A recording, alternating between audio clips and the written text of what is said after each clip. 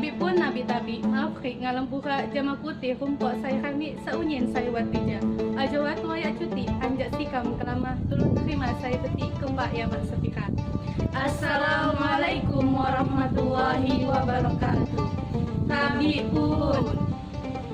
Yang terhormat para Dewan Juri serta seluruh panitia pelaksana Temu Ilmiah Nasional ke-19 tahun 2020. Kami, tim Nur Fawas dari KC Riset UIN Raden Intan Lampung. Saya Nurul Aziza Putri, Saya Marcelia Adini Putri. Saya Trianti Ajlaila Nur Fatimah. kami di sini akan mempresentasikan hasil karya ilmiah kami yang berjudul Role model Akadkord dalam pengembangan dana masjid guna meningkatkan kesejahteraan perekonomian masyarakat sekitar. Studi empiris pada Masjid Agung Al-Furqon, Provinsi Lampung. Sensus penduduk Indonesia menyatakan 87,18% dari 237 juta penduduk Indonesia menganut agama Islam. BPS 2012 menyatakan pada 2010 jumlah mayoritas muslim Indonesia mencapai 207 juta jiwa, yang mana hal ini menjadikan Indonesia sebagai negara dengan mayoritas penduduk muslim terbesar di dunia. Oleh karena itu, Indonesia seharusnya sangat berpotensi dalam menghimpun dana-dana disuap untuk membantu meningkatkan kesejahteraan perekonomian umat. Namun sampai saat ini, pengumpulan dana-dana tersebut masih belum berjalan optimal. Masjid sebagai salah satu sarana yang paling dekat dengan masyarakat seharusnya bisa dan mampu untuk menghimpun dan menyalurkan dana-dana tersebut secara efektif. Karena selain sebagai pusat peribadatan, fungsi masjid juga sebagai pusat peradaban, yakni meliputi sarana sosial seperti pendidikan, pengajian, dan kegiatan lainnya. Namun saat ini realitanya fungsi masjid sebagian besar hanya digunakan sebagai tempat peribadatan saja, seperti yang terjadi pada Masjid Agung Al-Furqon Bandar Lampung. Padahal masjid ini merupakan salah satu ikon inventaris berseri. Beralih ke dananya, Masjid Agung Al-Furqon memiliki dana kas yang cukup besar, yakni mencapai 1 miliar rupiah, yang mana dana-dana tersebut hanya digunakan kepada keperluan-keperluan seperti pengajian dan perbaikan masjid saja. Dan selebihnya dana-dana tersebut hanya disimpan di kas dan dicadangkan jika sewaktu-waktu dana tersebut akan digunakan. Padahal jika dana tersebut digunakan dengan baik, maka akan membantu meningkatkan kesejahteraan perekonomian yang ada di sekitar masjid.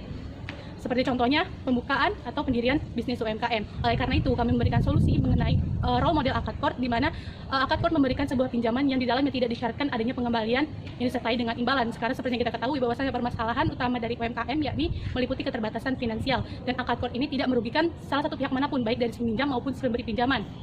Karena pengolahan dana masjid melalui Akadkord akan membantu selain mensejahterakan masjid, maka dapat membantu mensejahterakan masyarakat yang ada di sekitar masjid tersebut.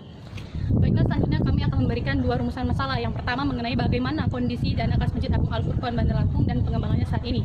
Dan yang kedua, bagaimana role model Akadkord dalam pengembangan dana masjid guna meningkatkan kesejahteraan perekonomian masyarakat sekitar. pertama adalah ziswa, zakat, infak, sedekah, dan wakaf. Zakat apa itu zakat? Zakat menurut syara adalah mengeluarkan harta benda yang kita miliki yang akan kita berikan kepada orang yang telah ditentukan oleh syara dengan niat hanya kepada Allah Subhanahu wa taala. Zakat berbagi dua, yaitu adalah zakat produktif dan zakat konsumtif. Yang kedua, itu adalah infak. Apa itu infak? Infak adalah memberikan sebagian harta yang kita miliki kepada orang lain yang akan dipergunakan untuk suatu kegiatan yang sesuai dengan perintah Allah. Selanjutnya, itu adalah sedekah. Sedekah adalah kebaikan yang diberikan oleh orang lain dalam bentuk harta benda yang akan diberikan kepada orang yang membutuhkannya. Tinjauan pustaka yang kedua, itu adalah manajemen keuangan masjid. Masjid merupakan tempat peribadatan umat muslim, di mana terdapat organisasi masjid. Di dalam organisasi masjid bergerak dalam organisasi yang nirlaba. Manajemen masjid adalah segala bentuk kegiatan di dalamnya yang melibatkan perangkat dalam meliputi unsur dan fungsi, di mana kegiatannya berorientasi pada kepatuhan terhadap Allah Subhanahu wa taala dalam arti yang seluas-luasnya. Adapun dalam memanajemen keuangan itu harus memperhatikan 3 hal. Yang pertama itu adalah mengelola, yang kedua adalah melaksanakan, dan yang terakhir adalah mengevaluasi. Yang terakhir adalah wakaf. Wakaf adalah perbuatan hukum wakif untuk membatasi harta benda milik seseorang yang akan digunakan pada kegiatan dalam waktu selamanya ataupun dalam tenggat waktu yang telah ditentukan untuk kegiatan ibadah maupun untuk kegiatan sosial. Tinjauan pustaka yang ketiga, itu adalah Baitul Mal wa Tamwil atau BMT, merupakan balai usaha mandiri yang menitik beratkan kepada Bait Al-Mal wa Tamwil, yang mendorong para pelaku-pelaku usaha produktif dan investasi untuk menaikkan tingkat taraf ekonominya dengan mengajak para pelaku usaha untuk menabung dan menyediakan pembiayaan ekonomi lainnya. Sedangkan BMT berbasis masjid adalah BMT yang dalam pendiriannya itu dibadani oleh dari dan untuk masjid. Adapun fungsi dari BMT itu ada itu Bait Al-Mal dan Bait At-Tamwil.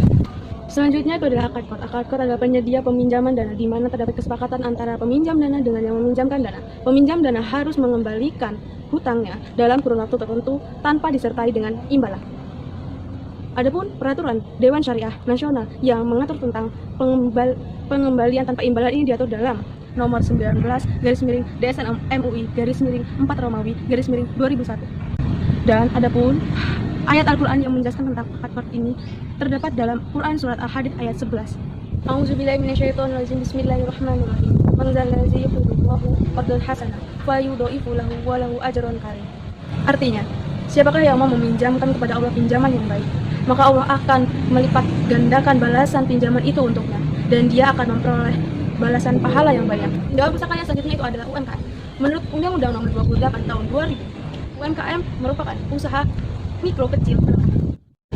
Metode penelitian, jenis penulisan. Kami menggunakan pendekatan penelitian secara kualitatif untuk mendapatkan data yang bersifat deskriptif agar dapat memberikan kajian ilmiah yang dapat dikembangkan lebih lanjut. Jenis dan sumber data, kami mengambil data primer dan data sekunder, di mana data primer itu bersumber dari Sekretaris Masjid Agung Al-Furqon Bapak Heri Darso, UMKM sekitar dan masyarakat sekitar.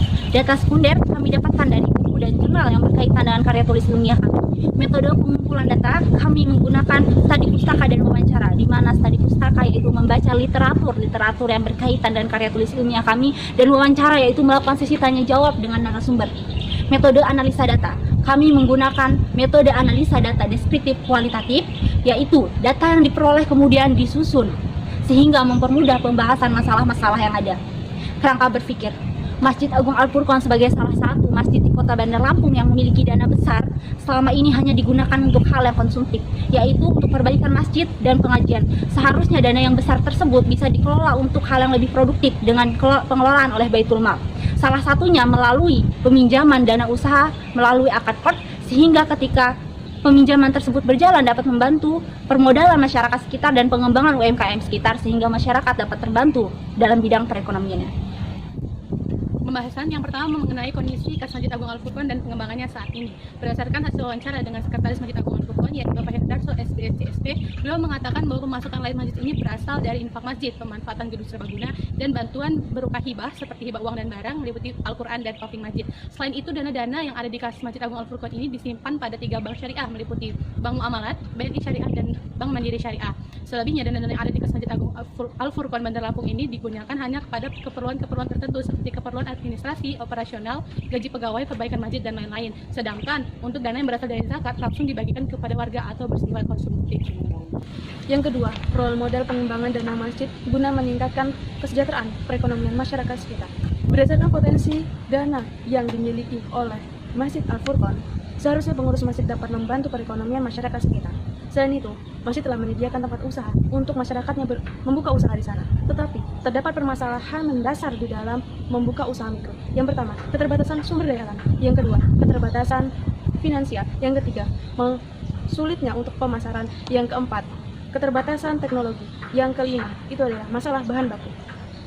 Namun, adapun masalah yang paling krusial itu adalah dalam masalah pembiayaan. Maka dari itu, penulis menawarkan role model pengembangan dana masjid dalam bentuk akad qard, di mana pengurus masjid dapat meminjamkan dananya kepada pelaku usaha yang berada di sekitar masjid, dan pelaku usaha tidak perlu memusingkan perihal pembagian keuntungan dengan masjid. Alur peminjaman dalam akad qard. Muqtarid selaku peminjam dan mukrid selaku BMT, di mana muqtarid akan mengajukan pinjaman kepada mukrid dengan syarat dan ketentuan yang telah ditetapkan, dan mukrid akan menyeleksi berdasarkan syarat dan ketentuan.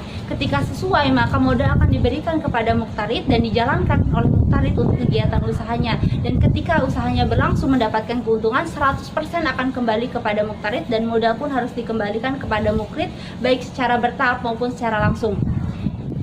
Selanjutnya, meminimalisir resiko pengembalian. Ada beberapa proses yang harus dilakukan. Yang pertama, pengidentifikasian, yakni mengidentifikasi kredit yang muncul akibat kegagalan dalam menunaikan kewajiban. Dan yang kedua, pengukuran, yakni mengukur kemampuan peminjam dalam membayar dengan waktu yang telah ditetapkan oleh BMT. Dan yang ketiga, pemantauan, yakni berkaitan dengan perjalanan usahanya yang nantinya akan dipantau dan diarahkan, sehingga apabila dalam kegiatan usaha tersebut terdapat kendala, akan diarahkan untuk mengatasi kendala tersebut. Syafi'i Antonio pernah berkata, tidak ada kemerdekaan tanpa kemerdekaan ekonomi. Maka dari itu, semoga akad qard dapat membantu memerdekakan perekonomian umat. Demikian presentasi karya tulis ilmiah dari kelompok kami. Apabila terdapat kesalahan, kami mohon maaf. Kepada Allah kami mohon ampun. Kami akhiri. Wassalamualaikum warahmatullahi wabarakatuh.